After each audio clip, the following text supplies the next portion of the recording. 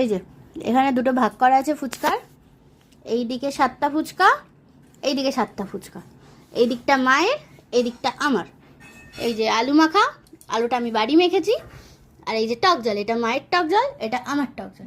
ফুচকাটা কিনে নিয়ে আর ফুচকাটা বাইরে থেকে কিনে আনা, ওটা আর বাড়ি বানানোর সাহস পাইনি। যে হারবে তাকে 100 টাকা দিতে হবে। আমি যদি হারি আমি মাকে 100 টাকা দেবো, আর মা যদি হারে মা আমাকে 500 টাকা দেবে। এই আমার কাছে টাকা নেই, আমি খাবো, খুব চ্যালেঞ্জ করবো না। না 100 টাকা দেবে, মাও 100 টাকা। চলো শুরু করি। মা রেডি হারার জন্য রেডি? হ্যাঁ হারবে তো তুমি স্বীকার করছো তুমি হারবে?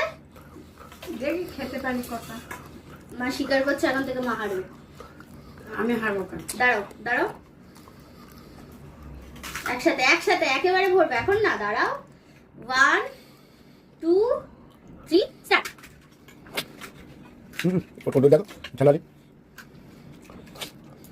দেখো বন্ধুরা, চামচ দিয়ে হচ্ছে না, মেয়ে আগে চলে যাচ্ছে, ও ফার্স্ট।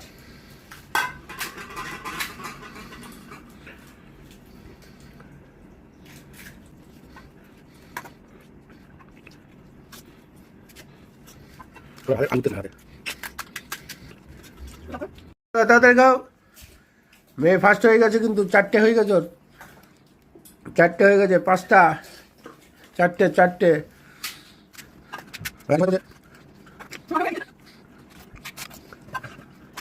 হয়ে